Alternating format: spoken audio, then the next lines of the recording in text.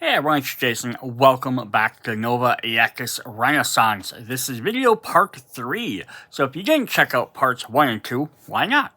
Go back, check them out. You don't have to. The first one we went over is a very very deep overview of all the different components in our game. We didn't look in depth at each one because we'll do them in the subsequent videos. But we kind of saw what was all in the giant massive box, which is back over there. I did notice that, double checking for this video, just said that stretch goals were listed kind of separately, but they're kind of all just mixed in with everything else. Like the cards were all put in separately, but like they're all in one box. So I'm going to do all the videos, including this one, just all the stuff that goes together, whether all the heroes, which is this video, together, even if they're the stretch goal characters, and so on, because it doesn't seem like there's a way to buy them separately. Yeah, so then part 2, we went over kind of like sort of a how to play. I didn't go through again in depth on every single little thing because here's the giant, 50 some page rule book. What's ended up being 50, 59, 58, 59 pages. Plus there's like a tutorial guide, plus there's this little tiny handbook. So I didn't want to go through every single thing in here all at one time. We'll kind of break it down as we go through each video. Yeah, so this video we're going to go through the heroes. So before we get into each individual little thing, I want to look at some of the different tokens and skills that they can learn, as well as what each hero actually brings to the table. Then we can kind of, when we're looking at their abilities and stats, we'll have an idea of what we're going. So every single hero will have, of course, a miniature, which is in a tannish color to separate them from the other gray miniatures. They will all get one of their activation tokens. Here I have a set for every single character. So this is going to keep track of their time on the Horicrum on the opposite side. Shows if they're KO'd or not. So we got one for every character. They will, of course, have their player boards. So they'll have their starting board. And we get 6 of these. We can have up to 6 players. But we have their starting thing, which will have just their picture on the one side. And that's their starting class. And then they get again, nothing on the back there, but then they get their description for what all the abilities actually do. And then they'll get 2 other cards, which will have their double-sided class upgrades. So, like, she has Slayer and Rogue, and then here she has Rogue and Slayer on the other side, because you only pick one of the 2 of these. So depending on which side you pick is which side you get. Then, along with that, they also have a bunch of starting equipment. So, and it's neat because they all go in different colors. So each one kind of matches things. Your green one matches your basic stuff. This is your actual starting equipment. If we look on the back, it says starting equipment, and it says your class is the Scum class. And then we have 2 upgrades. So when you upgrade to your other classes, we can eventually unlock one for the blue class and one for the red class, which are advanced equipment. So Sophia Rogue and Sophia Slayer. And it'll tell you how you gain each one. So usually you gain the first one just by leveling up, and you become them. You gain usually 1 upgraded equipment. You get 1 by creating it. They learn how to create your stuff. And the other one you get by completing your destiny cards. So eventually you can get a new set of all equipment. Now this is in conjunction with all the other equipment you can buy, forge, and find as your rewards throughout the game. So it's not like you're just stuck with these equipment. Then every character has 6 destiny cards. Each destiny card has 2 for each of their classes. So she has 2 for Scum, 2 for Rogue, and then 2 for Slayer. So after she finishes off her second Destiny card, she eventually gets the ability to switch up to her other classes, and then she'll try and finish off one of the other 2. I am not going to show all of these off throughout the video, just because, kind of like the campaign stuff, I want it to be spoilers, so I might do it in a separate video later on, just that way if somebody wants to, hey, I really want to see what every one of these cards do ahead of time, we can do that without having to worry about spoilers. I'm going to look at the very first one, because you're going to run into this anyhow. So basically what this is, has a little story about her. And it also has the objective on there. So it says, if you flick these 10 damage by the end of the mission, then you read this text in the book. It's going to send you to there, and it's going to probably give you some extra reward or points or do something. And then each one will have a different thing like that for their different stuff. And they're going to kind of fill in what the class does. And it's kind of a neat way to progress the characters without just being like, oh, I leveled up, here's 3 points in this stat. It's a way to kind of like advance their personal storylines. Even the all of the stretch goal characters and stuff get them too. So it's also really neat. They didn't just be like, oh, we just created a class and gave them. I'm not going to say it's going to 100% hold true for every single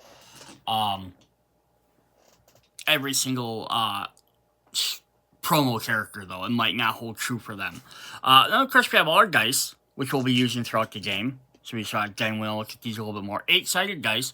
Each side will have a different symbol on there, so or maybe not a symbol. But like this one has some stars, some moons, and it should be the same on every single one, I'd imagine. All the ones are all going to have the moons. All the 6s, wherever the other 6s are, all have the stars, or the suns. But they trigger various effects your characters will go through. Each character also have a beryllium meter. This is basically your threat counter. So every time you do certain actions, especially damaging guys, this counter goes up, and you can see it's green, and then it starts turning kind of yellow, orangish, turns orange, and then it gets into the red. And what this does is this tracks what threat the enemies think that you are going to be. So the higher your threat, sometimes they might attack whoever's closest, sometimes they might have whoever's the highest threat. So, oh, this person just did 3 damage to me, so now they have 3 on their beryllium counter. So that's going to dictate, oh, we're going to go after that guy because they're doing the most damage to us, where this guy's been sitting back here, crafting equipment or, playing with a lock or something. We're not really threatened by him. We'll also have a bunch of little cubes for each character, which will go on our slots, so as you unlock various abilities, or to keep track of your ultimate skill as well, or if you ever upgrade one of your abilities, and then it gets you an extra bonus. So these are kind of just sit right in there, and then you can move them around as you need to in between missions, or however that works. And we'll look at those a little bit more in just a moment. So the last thing I wanted to look at before, some of the stretch goal characters have extra components. They get some extra specific tokens, or cards or whatever. But the base 4 characters do not. The stretch goal characters will. So we do have all the basic abilities and attacks, and we'll look at some of these as they come up on a card, so we know what each one of them does, as well as traits and stuff, and we'll just look at them as a one-on-one basis. But what I wanted to look at first was, first of all, let's look at our equipment. So you can have, just for your equipment, you can have 1 head, 1 body, 3 accessories, 1 hand or 2 hands, so either 2 one-handed items or 1 two-handed item, and 3 grimoires, which are basically your spells. And then categories fall in the following: weapons, armor, artifacts, spells, oils, omnia, potion, shield, and items. And there will be more added through stretch goal stuff and promo stuff as well. Cool. So we want to look at some of the status effects. That's what I kind of wanted to look at. So I'm going to kind of see if I can zoom my camera down. So I have all the tokens sitting here. So 1 of each. I'm not going to pick each one up each time. We can see what they look like on here. But yeah, they're just your standard cardboard chitlet tokens. They're double-sided. But any red ones are negative. So negative can be stuff that obviously you're doing to the enemy characters or they're doing to you. We do want to look at these quick because they're going to come up very frequently. So we have bleeding. A model has this token suffers 1 unblockable at the end of its activation. Discard this token. The hero has a token cannot perform mission actions involving focus points. So they're bleeding, so they can't focus on stuff. Blinded. The model gains this cannot perform physical or psychic attacks until the end of their next token or next activation, and then discards it. Burned. A model as this token suffers 1 unblockable damage at the end of its activation. Hero. A hero may spend 1 time and roll 1 die. If they obtain a result of 5 or plus, they discard this token. It is possible to attempt this action more than once per turn. A hero has this token cannot perform missions involving focus points. Enemy. When they suffer damage, the token they discard it. We have a cursed. Hero has this token must discard this token when they perform their next test. The threshold of that test increases by 1.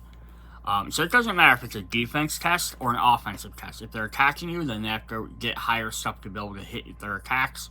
If they're trying to defend, if you're being trying to like perform a lock or something, open up like a door, or search for a treasure, you might have to roll higher dice for that. We have disadvantage. Heroes as token must discard as token when they perform the next test. That test is performed with one less check. Distracted. An enemy who has this token has -1 attack to all their physical and -1 check to all their psychic attacks. So lots of these kind of start making sense, like most games should when you start reading what they do. Eviscerated. A model who has this token gains a bleeding token at the beginning of its activation. So as long as you have that, unless you can somehow get rid of it, you're going to gain a bleeding token every turn. Hindered. A model as this token spends 1 additional time for each movement square until the end of their next activation. Marked. Hero. All attacks that target the hero with the token have +1 damage. All attacks that target the enemy gain +1 hit or check. Poison. A hero who has this token rolls 1 less check for each of their tests. An enemy who has this token has their defense decreased by 1. And stunned. A model has this token must spend 2 at the beginning of the next action and then discards this token. And then we have a couple of positive effects. We don't have as many, but we have Astro. Hero has this token may discard after performing any test to add a symbol to the result. So that could be very helpful if you need to hit certain things. Advantage. Hero has this token may discard it before performing any test. If they do, add 1 check to the test. Plus, the hero has this token may discard for a test. If they do, the success threshold is decreased by 1. So these two are opposites of disadvantage and cursed. Shielded. A hero has this token may discard it when they're about to suffer lose 1 damage, suffers 1 less damage. And lucky. A hero has this token may discard it after performing any test. If they do, they may reroll for that test. They must keep the new result. And then the last 3 we have some neutral tokens. So we have reaction 1 and 2, and this is actually a double-sided token. So it's a 1 on one side and a 2 on the other. So it says at the beginning of the activation, the hero must spend 1 time to discard his token, and if it's a reaction 2, they must spend 2. So it's just kind of like they need to spend some extra time to react to whatever's about to happen. And then there's unload, which is a little just gunpowdery one. Gunpowder gain out, because this is back in the era of gunpowder. Hero cannot use the attack of an equipment card which this token is placed on until it is discarded. Enemy, as long as they have this token, enemy not perform an attack with their reload X trait on their enemy card. So they can't use something unless they perform the reload action, which is one of our other triggers right here. So we'll just read that one really quick so we know what that does. Hero, when they perform this attack, they must assign an unload token to the equipment used during the attack. During their activation, heroes may spend X time to discard the unload token from the equipment.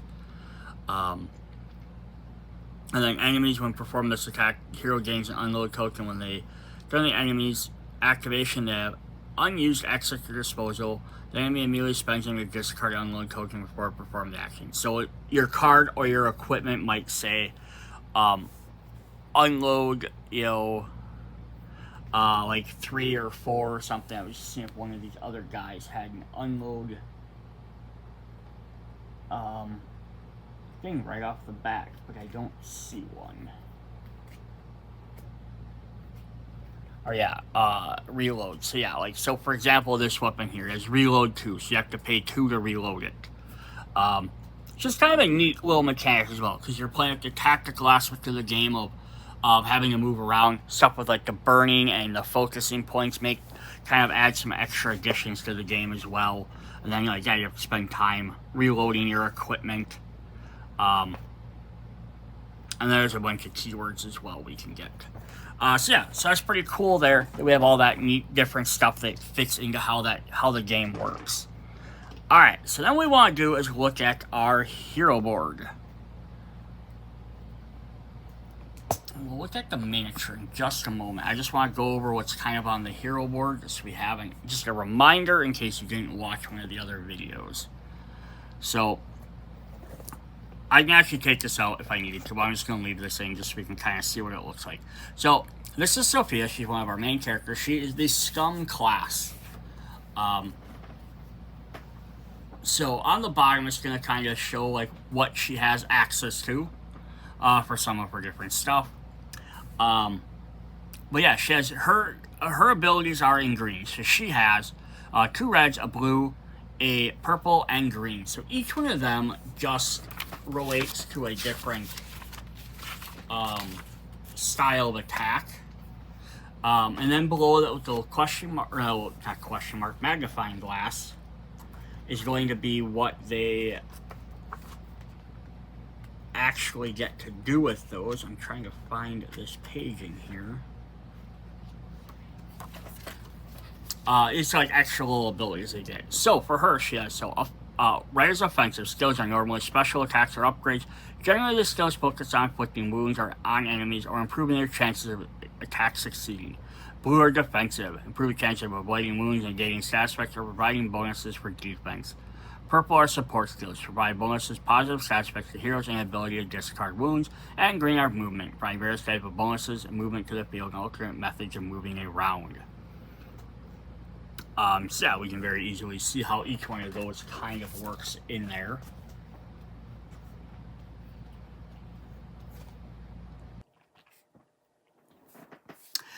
All right, I had to take a quick thing. I had to double check something. So there are some throughout the entire thing. There are some error or ragged cards, and you can go to their website, Lewis Magnus Studios website, and they have a little web app you can download updates. And one of them was for Sophia. I remember this. I clicked that. So her little dots here, she's actually supposed to have the second blue is actually supposed to be purple. That way you can use her K-Game ability. But what these little numbers here that mean is that she can have up to 5 abilities equipped. She can only have one of her 2 reds, one blue, which she'd only have 1 blue, her 1 purple, and then both greens. So she can have her 5 abilities, 1, 2, 3, 4, and then she has to pick one of her 2 reds to use. Then when you hit one of the higher classes, they actually have 6 different ones they can take. But they have more options, but they can still only have 5 abilities. They can she can have 2 red, 2 blue, 2 green between her basic stuff and her rogue abilities. Or if she's a slayer, she can have 2 red, a blue, a purple, and 2 green between those.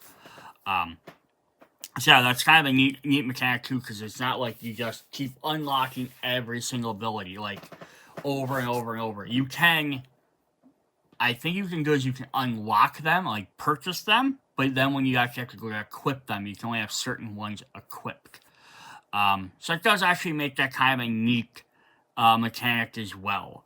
And then on the other side here, we have spots for our different things. I have 2 little dots here. Those are the 2 skills she can actually level up. So she can level up her different skills there in her dexterity, which is like her movement abilities, are in stuff, and then she can also upgrade her attacks. And then that'll change for each different character. So let's go ahead and take a look at her rest of her board. So for her different abilities, we have a bunch of stuff. So we have aim shot. I'm going to see if I got all these tokens in my way here. I didn't mention this. This right here keeps track of her special skill, which will be listed down here on her card. Yeah, she says aimed shot, which is going to have a couple of different things in here. So like the keywords like lockpicking, that's just going to be like lockpicking or stealth. There's going to be various, or search, there's going to be cards that say you need this skill to be able to do that thing. So she'd have to have one of these abilities to be able to do those. But for her aimed shot, cost 2 experience over here is how much it costs to purchase it. Then once you have them, you can then switch to them in between combats and stuff. You'll mark them on your campaign sheet which ones you've done. So for lockpick, it says cost 1 point. It is an upgrade. This attack gains lethal and if you do a star. So if you get a critical hit, with your attack, then you also gain the lethal ability if you roll a star. So let's take a look at that quick, if I can find that. Alright, so here's lethal. If this attack inflicts at least 1 damage, the target then suffers an additional damage if the result shows at least one of the indicated symbols. So as long as she rolls a die and she gets a star. For flank, it's a passive ability. When you perform an attack on an enemy adjacent to another hero, roll 1 additional test. For shadow, passive, when you perform a defense test on enemies who are in 4 spaces or more from you, you can reroll up to one result. You must keep the new result. So this kind of lets you be a little bit stealthier. She has Take Aim. You can pay 2 to gain the advantage token, or pay 3 to gain the advantage token. Place your other advantage token on one of your weapons. So this will basically let you, again, with the advantage tokens, you can up your, add 1 to your skill for that test. So this give you a chance to succeed more often. She has Parkour in the green. Passive, you have 2 jump and climb 1. So let's take a look at those ones. Some are on one page, some are on the other page. So that's what I'm looking for. I'm sorry. So for jump, Mom may spend up to X time to move an available square thing X number of spaces of itself in a straight line. The line of square must be on the same height level or lower as the starting square. While suffers any fall damage. Squares crossed by the jump cannot contain enemies with the tall skill or scenic elements with the tower and special abilities. So she can't jump over a tree or a house, but she could jump over like a trap or something like that on the ground. And then she has Climax. This model may move across X different height levels. So this will let her move up 1 space without having to spend extra stuff or have to use like a ladder to climb up things. And then she has Acrobats. Passive, you can move over squares occupied by enemies, but you cannot stop on them. You do not cause reaction attacks by enemies remain adjacent to you, and you occupy squares in which you pass during your movement. So yeah, her whole idea is she's going to be potentially the stealthy type character. She's going to be able to run around and just do a couple other little things here and there. Definitely not a bad thing to do. Let's take a look at her miniature quick. So here's her miniature. Get this stuff over the camera. These are nice detailed miniatures, like all the ones from this company.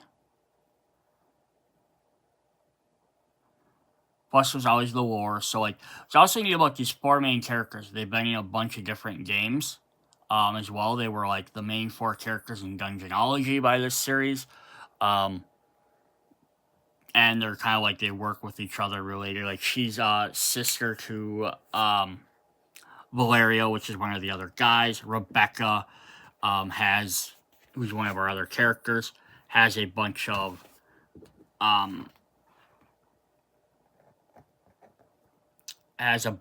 connections in here. She has some, like, her sister's one of the Ariana from Black Rose Wars. She actually becomes Death Moors in Rebirth.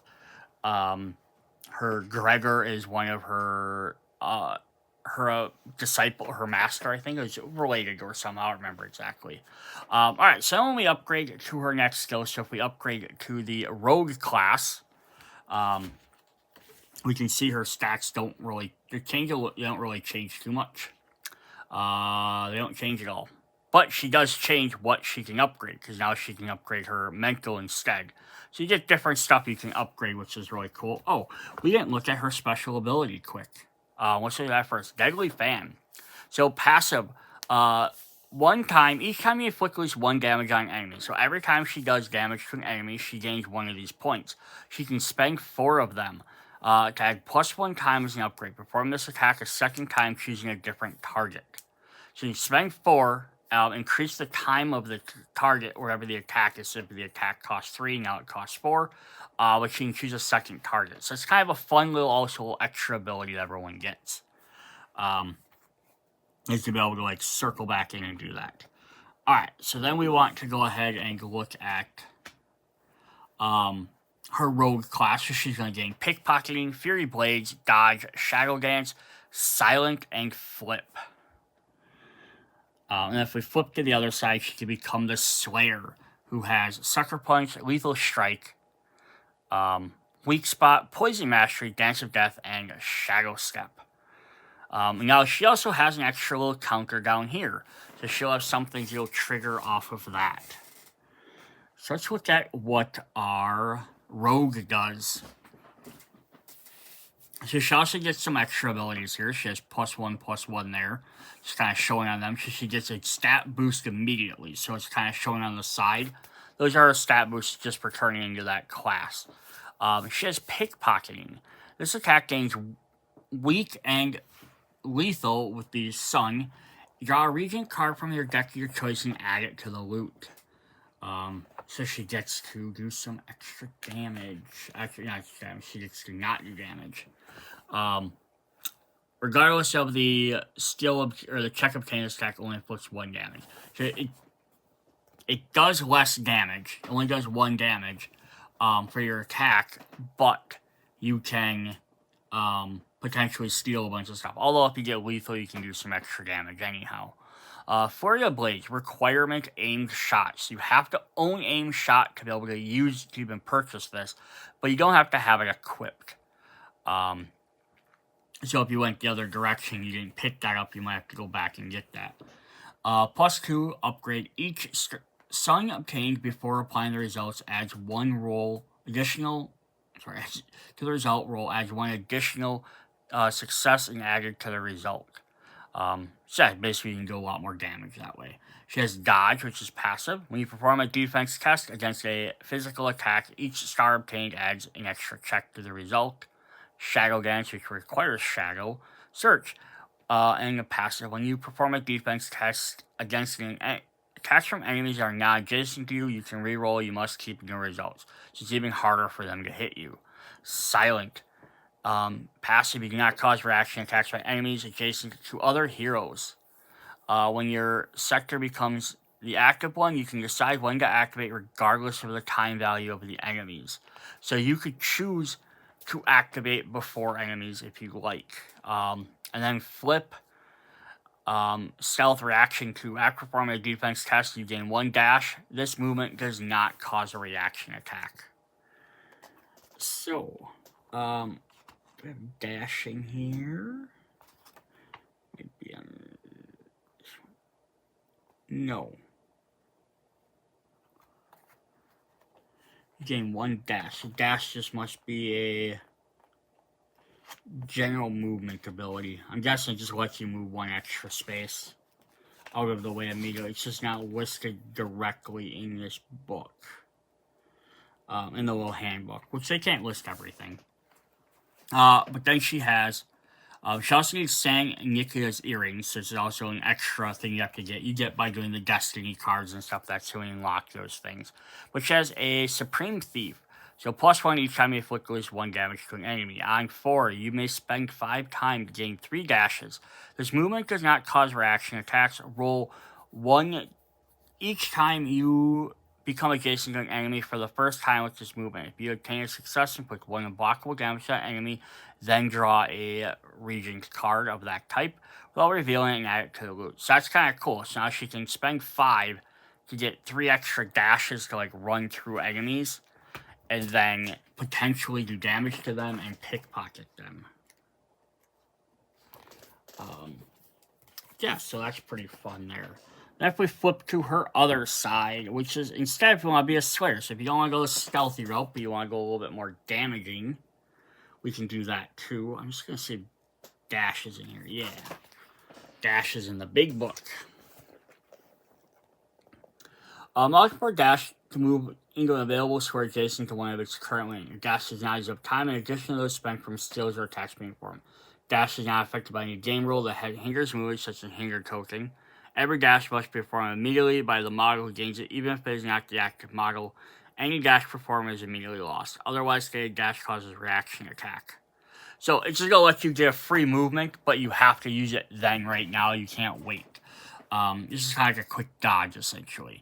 So she has combo points she can earn with her little lightning bolt.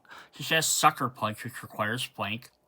So you spend 1 lightning bolt, and you pay 2 an upgrade. If you perform this attack on a target adjacent, you may reroll any number of dice. You must keep the results. So it kind of just lets you get some extra hits in. Lethal Strike. 1 time for an upgrade for each sun obtained, gain a lightning bolt. So you kind of want to use that to gain your lightning bolts. Weak spot. You can use this skill after you've performed an attack test, but before applying its result. Pay 2, consider the psychic defense of the target for this attack and decrease it by 1 to a minimum.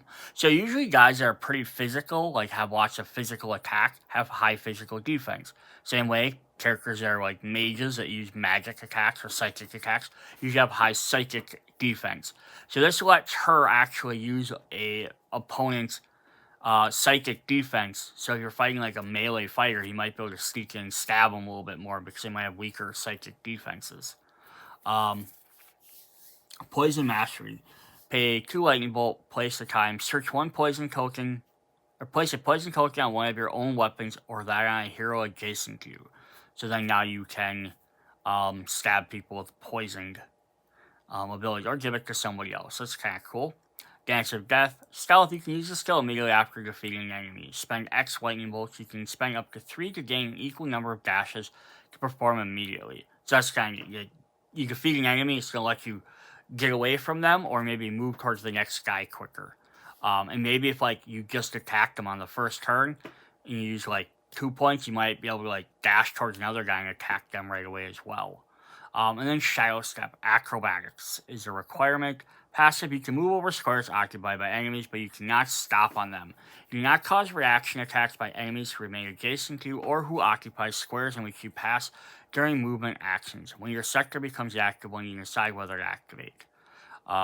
Just basically upgrade your acrobatics ability. Very cool. Alright, then we have her equipment. So let's take a look at these to see what she does. She has some throwing knives, which are one-handed weapons. For a cost of 3. Targets an enemy 1 to 4 spaces away. And it does lethal if you get moons. She has a grappling hook, which she can gain climb 1. She can just start with that right away. And then she has the hood. The maximum value of enemies considered... The value of the enemies considered lowered by 1 towards... Oh, they're probably looking for your beryllium. So they're not going to target you as often because you're hiding. Then we have the items for her rogue class. So this is the one you start with. St. Nicholas earrings. This is how you gain this from probably one of the things. There's a little lock icon. When you buy regions at the market, you may pay 1 less for each to a minimum of 1. She can craft her spider's claw. This is a grappling hook crossbow. Place your model within an available square within 3 spaces at any height level rather than one you were in. And then she can eventually get a deep purse. You can use this effect when you defeat an enemy. Pay 1 time, roll a die. If you obtain a symbol on the result, note in the campaign sheet the corresponding number of florins indicated. So either 3, 2, or 1. So basically, defeat an enemy, you can loot their body. If you go for the Slayer, you can have the emblem of the Slayers. Gain Intimidate. When you inflict at least 1 damage with a physical attack, you gain 1 combo point. So here's the basic way she's going to gain combo points. You can spend any amount of combo points to reroll an equal number of dice from the attack test. You must keep the new result. Okay, so that's cool. She can keep re-rolling to get more hits. Shadow Blade. Physical weapon. 3 cost, 1 range away. If you hit, you can spend combo points, or every 2 you spend, inflict 1 extra damage. And then her final one is the Death Contract.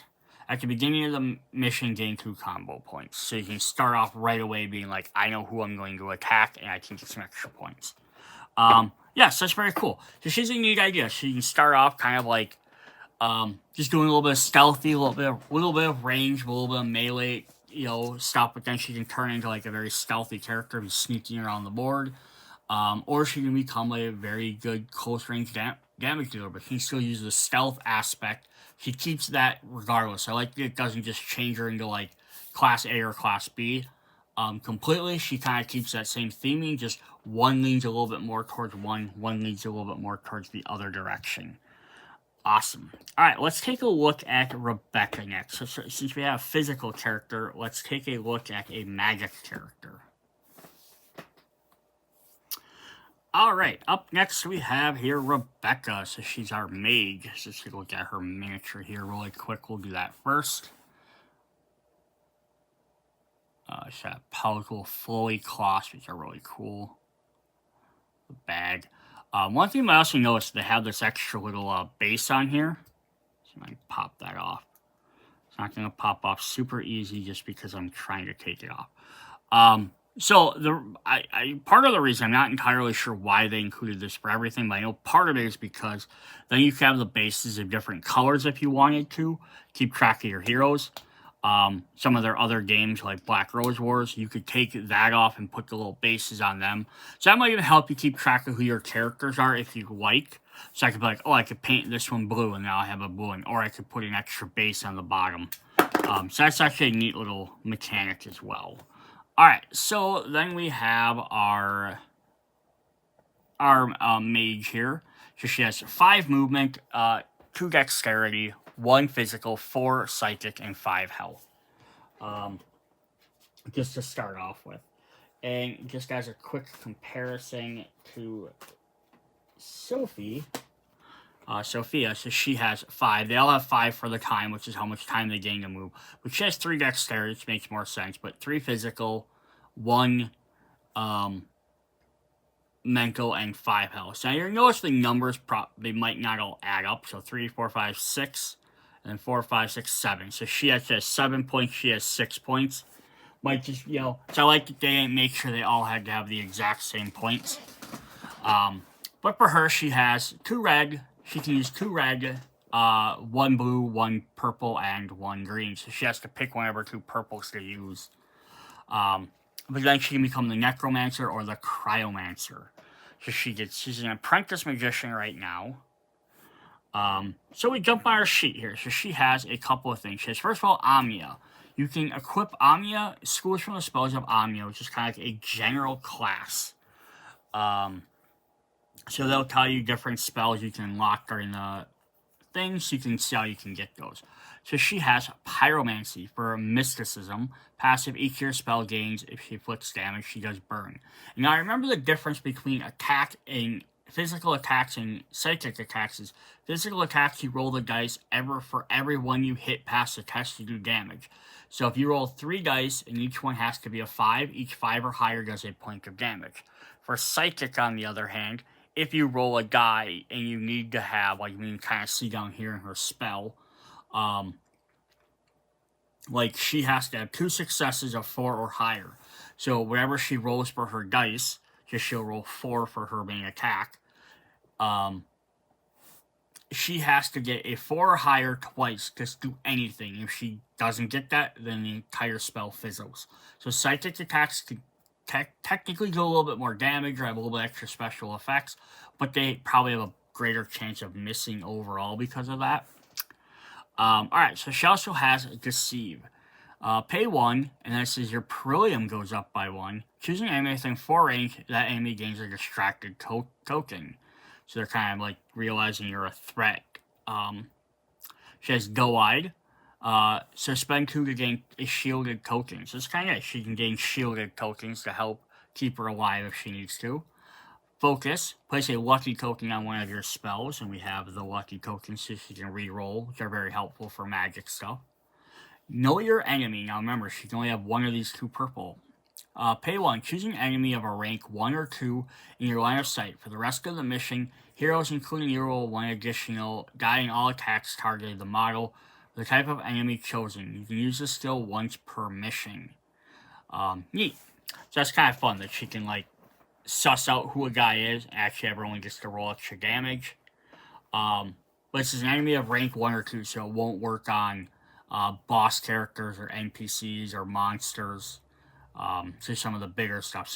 So this might be a thing if you're going on a hunt and you're going to be fighting a monster who's like a mini boss.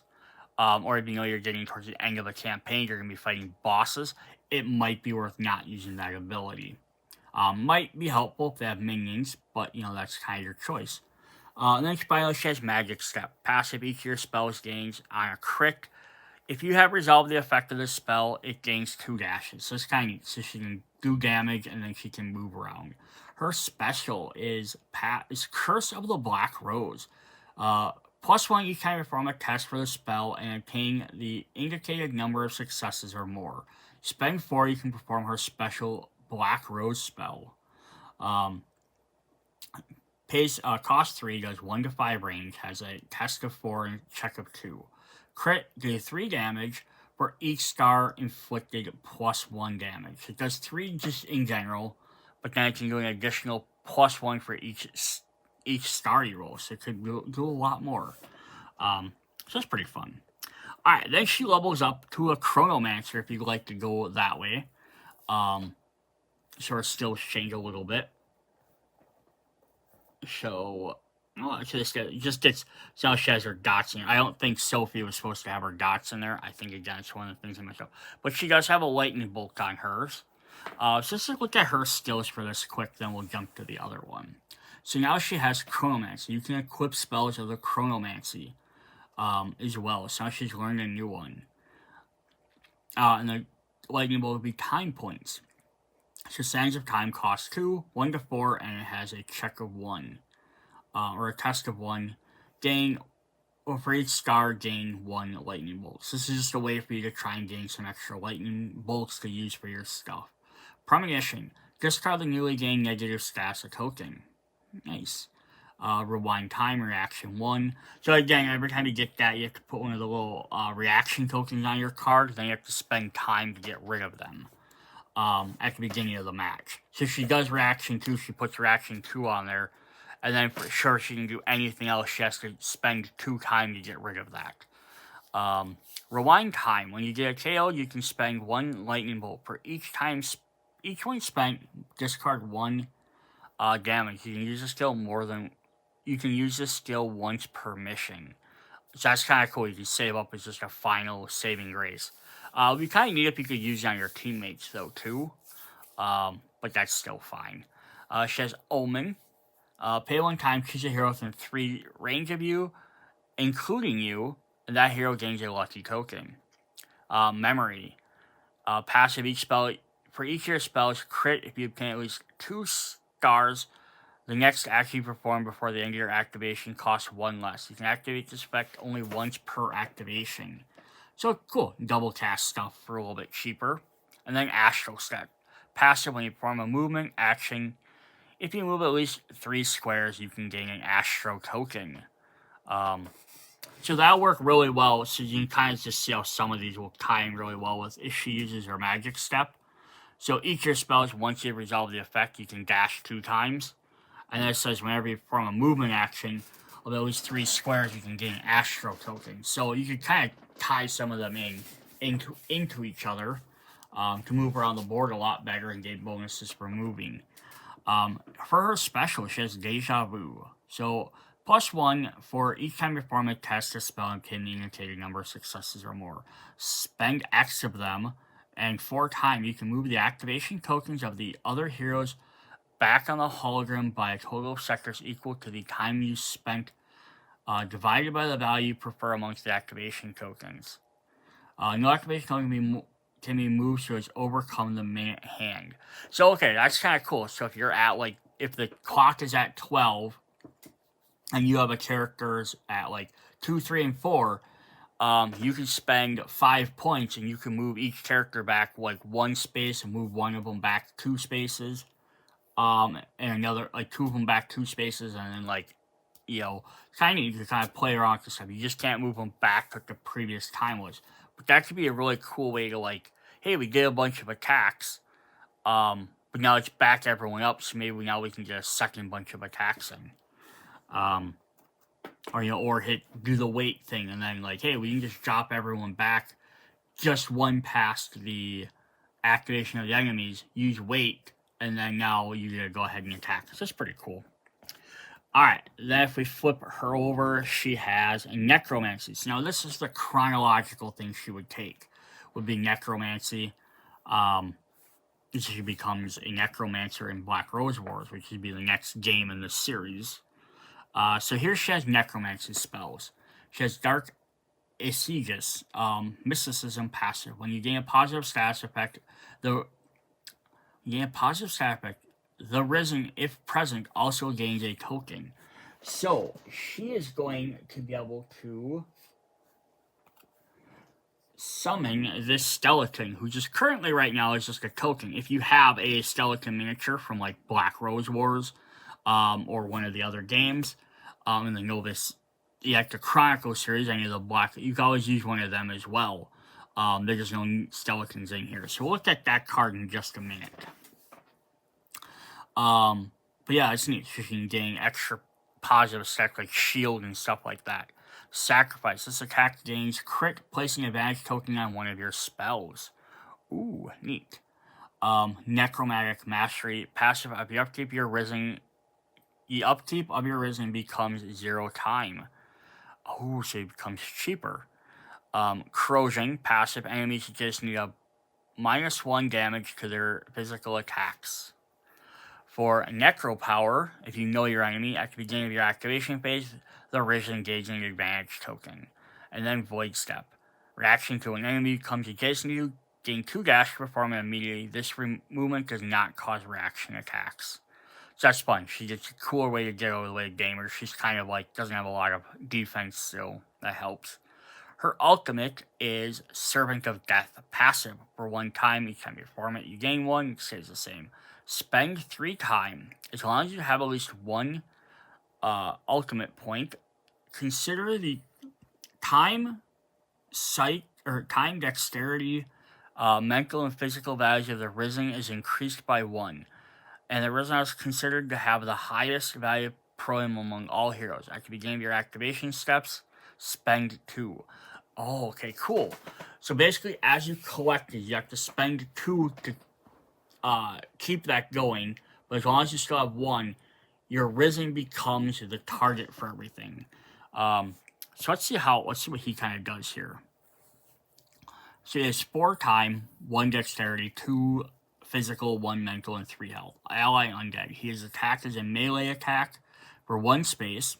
It can only attack enemies, of course. Upkeep 1 time. If Rebecca does not pay this, move the Risen, both the model and the token, from the battlefield. Oh, maybe we do have models for those. Why am I thinking we don't have skeletons in this game? Because I included them in here, right?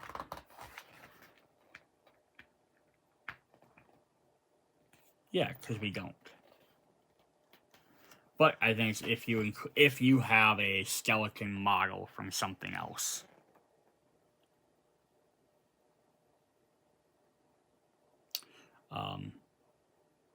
Yeah.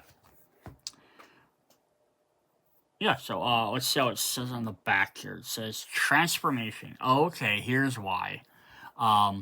Place the Risen transformation token on the target model of the Flassery and use the characteristics on this card instead of those on the model. Activation. The Risen is activated by following these rules. Shares activation with Rebecca. Rebecca controls it. Performs the actions chosen by Rebecca by spending its own time. This program is equal to Rebecca's +1. Rebecca can alternate her own actions with those of the Risen. Place the Risen transformation token under the target model of the Flassery and use the characters on this card instead of those on the model. Okay, so that must be one of her cards we have to go look at. Cool, we'll see what that does in just a minute then. Alright, so her starting equipment for her apprentice is going to be Arcane Arrow, Magic Trick. So this will be a spell. So a cost of 3, range of 1 to 6. You just get a 0, but you have to get 2 checks. Inflict 2 damage, inflict 1 for each other boon you get. So there's an energy shard, which is an artifact. Charge for 2. If there are fewer than 3 advantage tokens on this card, place 1. You may spend all advantage tokens on this card during the next psychic attack performed during the current activation. Neat. So you can spend points to keep putting tokens on there, and then at some point you can spend all of them to gain a bunch. You can gain 1 to 3 extra points. And then she has Dagger. By equipping this card, you gain evasive. So she has a little cheapy physical attack, which is not bad. If she goes for the Chronomancer, she has... No, sorry, this is Necromancer. I forgot they put these out of card number order for some reason. So she has the Flancery. Reaction: when an enemy you have, when an enemy in line of sight is, reaction 1: when an enemy you have line of sight is defeated. That enemy is not removed from the battlefield and gains a transformation risen token. Okay, so you keep that miniature on the board, but you put the, I don't know what I did with it. You put the token underneath it. I lost the token somewhere. Oh, there it is. Yeah, so you just put the token underneath to kind of keep track of it. That's kind of why it's big enough so that, like, if you have a miniature on there, you can still see the base of it. But again, you could always put that underneath one. If you have a skeleton from another set, you could go ahead and pop him in there, just so you can easily tell him apart from everyone else. She has Glove of Souls, 3 cost melee attack, Pierce and Bleed, and then the Cloak of Shadows. When you or a model with your undead still under your control inflicts 1 damage with a physical attack, discard 1 card from your hero sheet, or discard 1 damage. Nice, so you get a heal back up. If she goes Chronomancer, she gets the Hourglass. You gain the Stealth keyword. You can spend any amount of time points to gain equal number of dashes.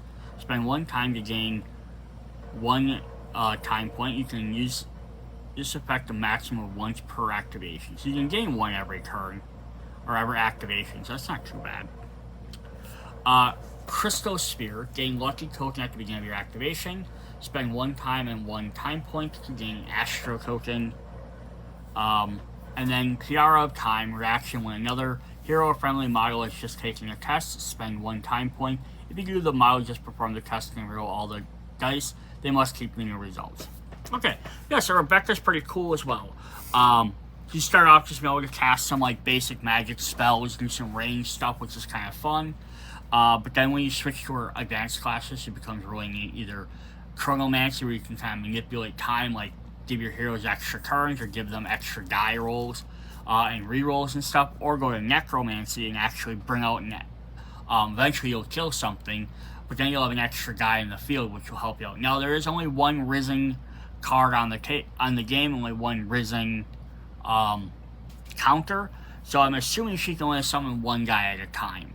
Although, since she has to pay 1 time each time anyhow, just to keep them around, I don't know if you'd want to have 2 or 3 of them, just because it might start becoming too hard to keep keep them around and be able to do anything else. Because if you had 2 of them, you're paying 2 of your 5 every turn. That only leaves you 3 extra points to do any actions with, so she might not even be able to attack or do anything else too much. I mean, I'd give like 1 of them an attack and the other one would just be sitting there every other turn. Yeah, so that's very cool. Alright, let's hop into our next character. Alright, so for our 3rd core box character, we have Valerio, which is Sophia's brother, who becomes a very important part of the Nova Yectis Chronicles world, one of the later sets. Yeah, so very cool. So yeah, we had the mage, we've had the stealth rogue character, and now we're getting the kind of warrior, which we really need. So let's take a look at his miniature there quick.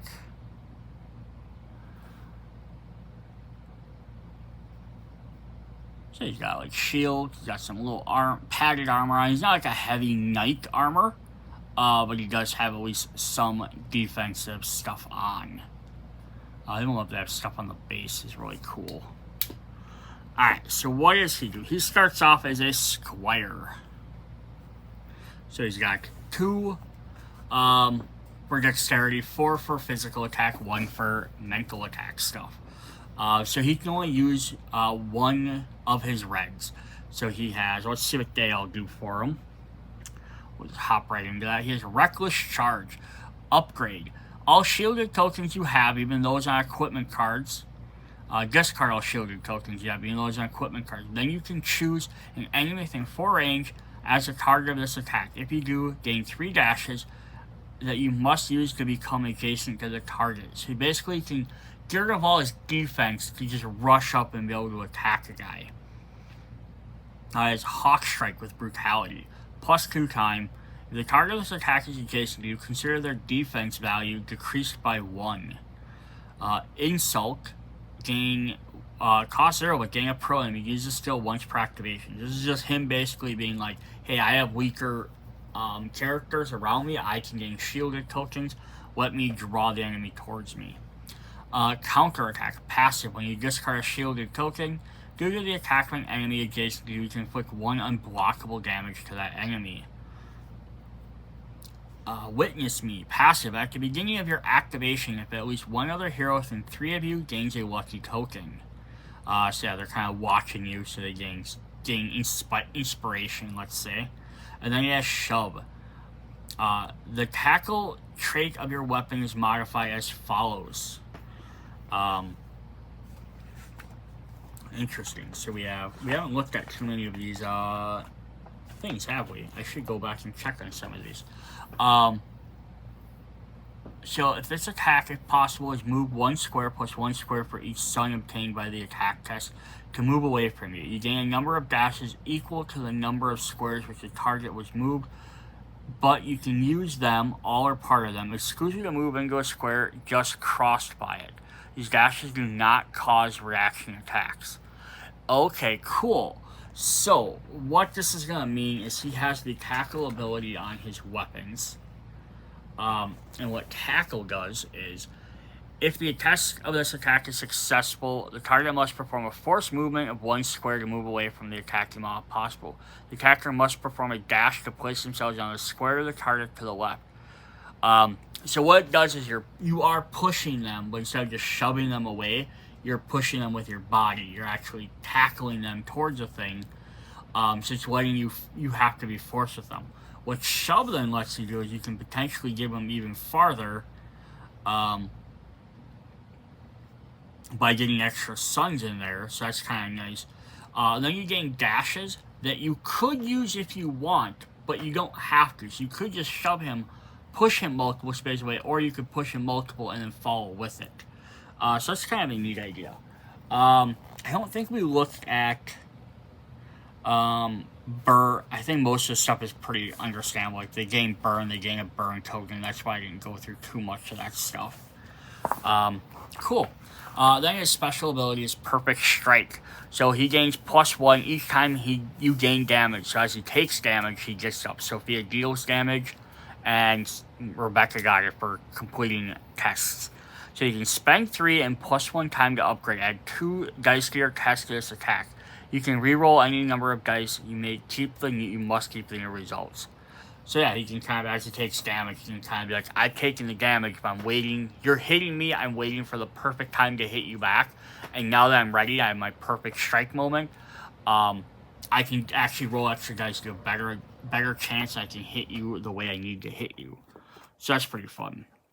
Alright, then he has, in his red one, he has a Mercenary, which he has, it's kind of neat. So he actually gains a bunch more red. He loses all his blue on here.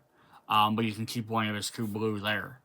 But you can only have 1 of the 5 red. Or 2 of the 5 red, I'm sorry. So what is active? He becomes a Mercenary. So he has Brawl. Brutality. Perform this attack on enemy adjacent to you. Cost 5. And he has no extra added to it. He has 1 damage. This is a 5. This does a straight up attack to the guy. Yeah, using his dice, so he just gets an extra attack there. Passive. The value of the reload X trait on your weapons is reduced by 2 to a minimum of 0. Oh, so his practice is done, so he can actually reload it faster. That's fun. He has Headbutt, which says, does 2 time, 1 damage, says weak and stun. So it's only going to do 1 damage, but it's also going to stun the opponent, gives them a stun token. Warcry. Pay to all heroes within 3 spaces of you, including you, gaining advantage token. Explosive Charge. Spend 5. Perform an attack with a flintlock. After resolving the attack, gain 3 dashes. After this move, you are adjacent to the target of the attack with the flintlock. You can perform an attack with another weapon against him. At the end of your activation, gain a stunned token. Neat. So you can shoot a guy, dash towards them, strike them again, but then now you kind of winded yourself and you're gonna have to spend your turn not doing stuff. And then on the march, pay 5. All heroes within 3 space of you, including you, gain 3 dashes to perform immediately. Follow the order you prefer. You can use the ability once per mission. Oh, that could be really helpful, like, if you need to escape or you need to, like, close in really quickly. That's pretty cool. For his ultimate there, he has +1 each time you gain a damage, stays the same. Spend 4, you can use this skill if you have just been KO'd. Discard 3 and gain a shielded token. Ooh. So he kind of saves up and he can basically keep himself alive, like fainting a death, basically. That's really neat. Alright. Then on his other side, he can instead become a knight. So here, he gets more blue instead of red. But he also loses some of his green stuff in here. He keeps his 1 green that he would have had anyhow, right? Yep. So that doesn't change, but he doesn't have any other extra green. But he also can only have 2 of the 3 purple. And then 1 of the red. So he has a little bit options to change around. But if he becomes a knight, he gains Hawk's Talon. Brutality. +2 time and upgrade. If the target's attack is adjacent to you, consider their defense value decreased by 1. This attack gains bleed for a crit. For guard, reaction 2. When you are to gain negative status token, you do not gain that token instead. Bastion. If you gain 2 stars and 2 suns in a defense test against a physical attack, after applying the results, gain a shielded token. Nice, so he can kind of potentially, like, set himself up to brace for another attack. He has Taunt, which replaces Insult. Reaction, when enemy activates while you are in their targeting, the enemy chooses you as their target, or in their line of sight. Okay, cool. So basically, instead of just upping your prelim and hoping you're higher than somebody else and they will possibly target because of that, you can just force them to be the target. Heroic Presence, Survival, Passive. At the beginning of your activation phase, choose a hero within 3 spaces. Hero gains a lucky token. And then Iron Will, pay 1, choose a hero adjacent to you. Roll 1 die. If you obtain a success, that hero discards a bleeding token. Okay, so a little bit more specific, but still could definitely be helpful. For his ultimate, or his signature, whatever you want to call it, so he gains +1 whenever an attack that targets you inflicts no damage. So that's neat that his changes a little bit. So he has 3 of them. He gets +1 time as an upgrade. Before performing this attack, discard all negative status of tokens you have. Add 2 dice to the test of the attack. You can reroll any number of the dice. Oh, so that's pretty cool. You just get rid of a lot of stuff. So as a knight, he becomes... Basically, he wants to try and become almost immune to taking damage. Add some extra shield counters, get rid of negative status effects. He just wants to be able to go in there. As the mercenary, he's fine taking damage, but he's going to deal a lot more of it back out. Very cool. Alright, let's look at his equipment. For his starting class as a squire, he just has a sword. Does 3 damage, or costs 3 times, range of 1, but has tackle. He has a shield. At the start of your activation phase, I know shielded tokens on his card placement. So every turn, he can always avoid at least 1 damage. And then he has leather armor, which has a resistance of 1, which we haven't seen resistance yet. So resistance says an equipment with this trait suffers X damage in place of the hero equips it the following rules. If there are less than X damage on the equipment, suffered by the hero wearing it, or suffered by the equipment instead. Exceeding wounds must be assigned to another equipment or the hero themselves. A hero can only be inflicted by physical damage. A hero wearing more than 1 equipment is trait can decide how to distribute it. If otherwise indicated on equipment, only removed at the end of the mission. If all the damage on an attack are suffered by equipment, any effective traits are not resolved. So yeah, if they hit you with something and it only does 1 damage, you can block it. Yeah, then you can avoid it. That's kind of a neat thing. So basically just gives him 1 extra hit point. For his Knight class, he has Tower Shield. At the start of the mission, place the Blessed token on his card. At the start of your activation, if there are no shielded tokens, place 1 on it. So you also start with a Blessed token as well. Helmet, you cannot gain a stunned token. I feel like some of these are upgrades. Like the shield is obviously an upgrade for his other shield. There's no reason not to do it. But he doesn't have an armor, so when he upgrades to this class, he has a new piece of equipment to attach. And then his plate armor has resistance 2. If he goes mercenary, he gets his flintlock. Cost 3 goes 1 to 4, and he can have reload 2. So he can kind of jump into like a ranged class, which might be helpful. Bastard sword does 1 to 2 range, a little bit better range, and also has tackle. Or he can get loot bag. If he uses effect when you defeat an enemy, spend 2 time to reveal a regent card from among those obtained by the enemy you just defeated. Write it down on the content of the sheet campaign, then put it back in the deck and shuffle it.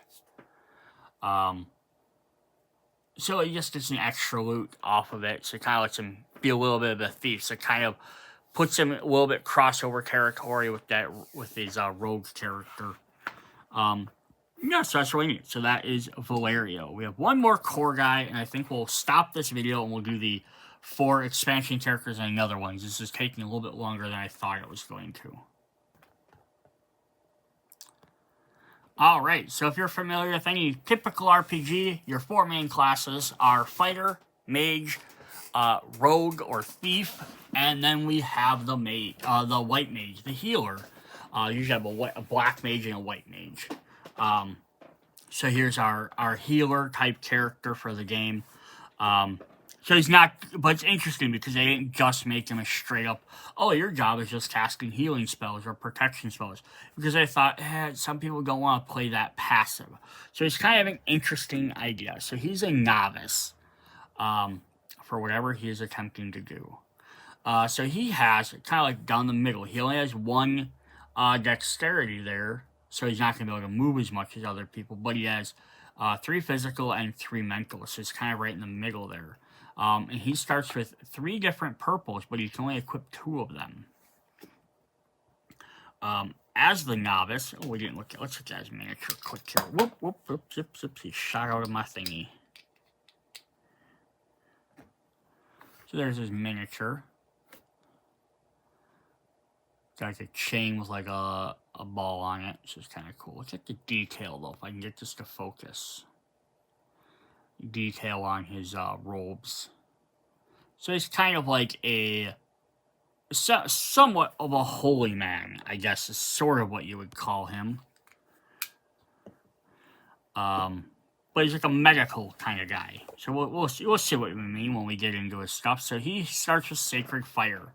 +1 upgrade, this attack gains crit. If you obtain at least 1 sun, discard 1 damage. So you just get heal with that.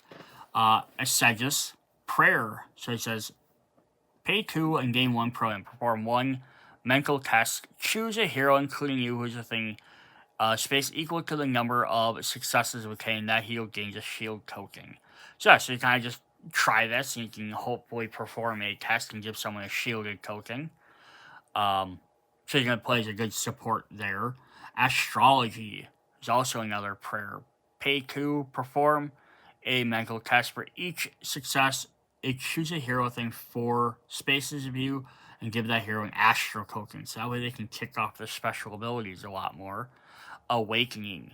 Prayer says 3 times perform a mental test. Choose a KO hero within 3 spaces. That hero discards 1 damage for each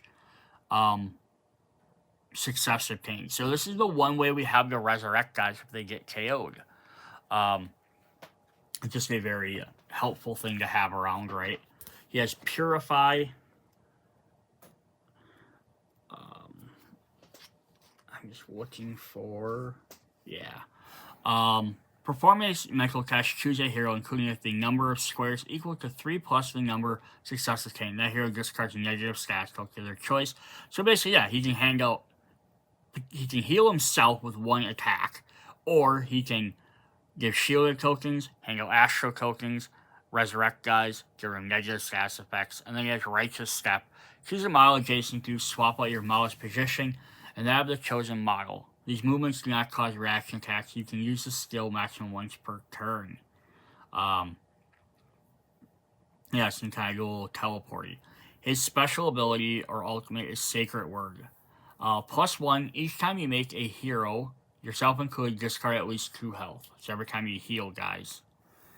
Pay 3 and per 2 time each hero within 4 spaces of you, including you, rolls 2 dice and discards 1 damage for each one. So you just, again, a lot of healing. So I just want to look at KOing here really quick. When a hero has a number of wounds on the hero equal to their value, they're KO'd. Hero's models laid in a square, saying, considered occupied, no model can stop in it, but all models can pass through it.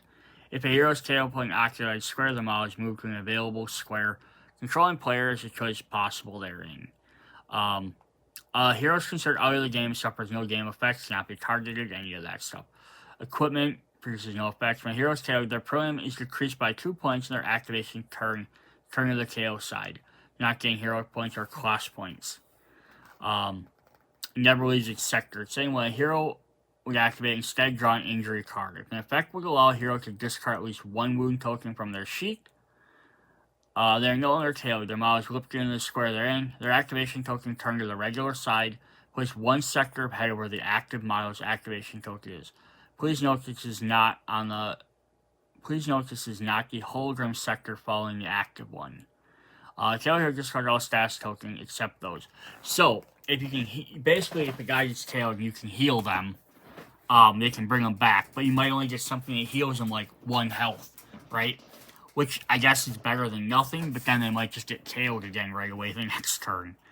Cool. Alright, so then he has 2 different sides. His Practitioner. So just see what Practitioner does. So again, his stats I think all stay the same. He just gains his different bonuses and different things. So for Practitioner, he has Celestial Strike, which requires Sacred Fire. +1 time upgrade the attack gains crit. If you obtain at least a star, discard 1 damage token and gain an Astro token. Sacred Defense, Prayer.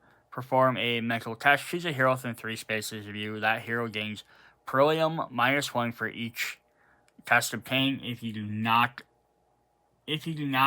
obtain at least 1 star, that hero gains a disadvantage token. So it's kind of a risk one, right? So instead of getting a bonus for getting things, you're reducing their Perlium, so not going to be targeted as much, but you might give them a disadvantage. Divine Light. 3 time Perlium +1 to perform a mental test. Choose a rank 1 or 2 enemy within a number of squares, +3 equal the number of successes obtained. That enemy gains a blinded token. So that's kind of cool. Negative status effects on a bunch of guys. Soul Mend. Prayer, pay 3, perform a mental test, choose a hero within 3 spaces of you. That hero discards 1 damage for each obtained. So this is a good ranged healing effect. That's really cool. Wisdom requires Astrology. Reaction to when a hero within 3 spaces you performs a test before applying the results of the test. Change the result by 1 die for the side you prefer. Just to help them succeed in a test or give them an extra symbol. Some cool stuff there. And then Pilgrimage. Pay 2 time, perform a test. Choose a hero within 3 spaces. For each success, they gain 1 dash. Just to let everyone kind of move around the board a little bit quicker. I don't think Prayer in itself does anything. I think it's just a keyword that might be like sometimes related to certain things. I'm just double checking. Yeah. And it's just one of them extra keyword words. There might be something that says if you pray or do this, but yeah, it's not a direct keyword ability. At least not in the little tiny book. Cool. Yeah, so this one gives him some more different other ranged attacks. Get some more healing at a range. Then if we look at his other side, he can instead become a preacher, become a full holy man. So becoming a holy man says Divine Fire. This attack gains crit. Choose a hero within 3 spaces of you. For each star obtained, choose a hero discards 1 wound. So you'll let him use this to actually heal other people than just himself. Teaching. Pay 4, perform a mental test. For each success obtained, choose an enemy within 3 spaces of you. You can choose the same one multiple times. With 1 unblockable damage on the enemy. If you can at least 2 stars, it costs your next prayer. Different from this one, they become that you use before the end of this activation becomes 0 time.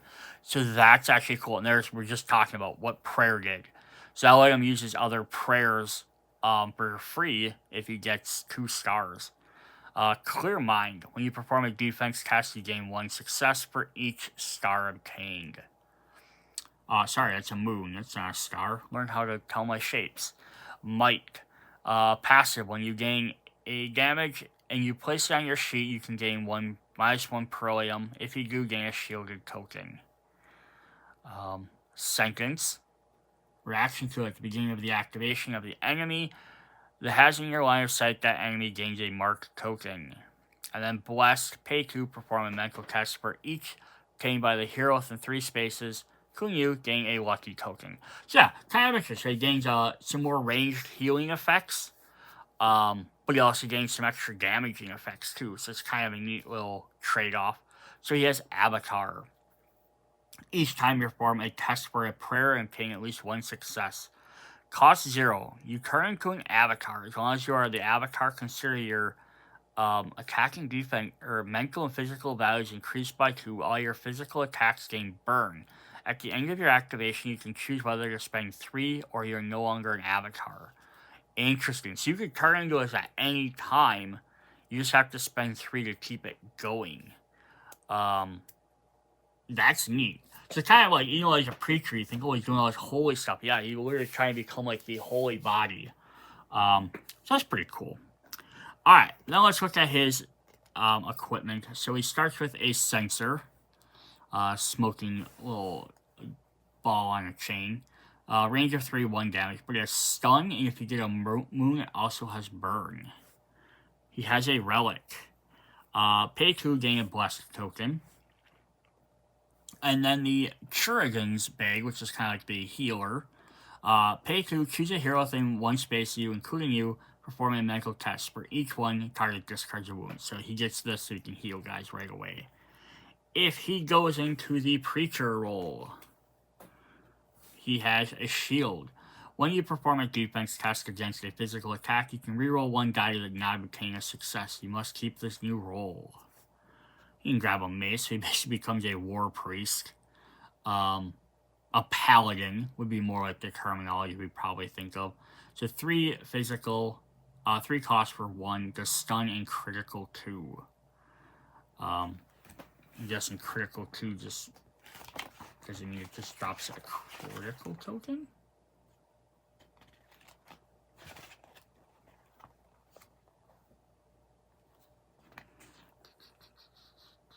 Charge, climb, Do we not have... There we go. Critical X. If this attack inflicts at least 3 damage, inflicts an additional X damage to the hero performed it. Except those performed by enemies, all the attacks have crit 1 trait. Okay, cool. So if he hits with this, and he does 3 damage, he gets to do an additional 2 damage with it. So that's kind of fun. And then he also has a Sicilian, which I'm not even sure what this is. Let's say maybe some sort of bandage. Pay 0, gain a bleeding token. If you do, gain a bandage token as well. So it's maybe like something you guys like kind of Hail Mary, punish himself type of thing. If he decides to go as a practitioner, he gains the robes of the order. After you perform a defense test against an enemy attack, that enemy gains a distracted token. He gets medical equipment. Pay 2, choose a hero within 3 spaces, including you, and perform a mental test. For each success, discard a damage and negative stats token. And then his last one is the Churigan's Tools. We perform a test with an item that allows the target to discard damage. If you obtain at least 2 suns, discards an additional damage. So that's kind of cool. So yeah, the preacher becomes more of like a battle mage. You're still going to be able to heal stuff, but it becomes like a paladin. You're going to use like holy attacks and be able to do actual damage. If you become the practitioner, you become more of like, kind of like the white mage. You're going to be casting protection and healing stuff. So that's really fun. We have 4 very unique, cool characters. That's what we have for this episode or video of Nova Aetas Renaissance. Like I said, I thought I was going to do all 8 characters in one video, but they're taking a little bit longer to go through, so we'll split it up into 2. We'll just have many parts. See you guys in the next one. Bye.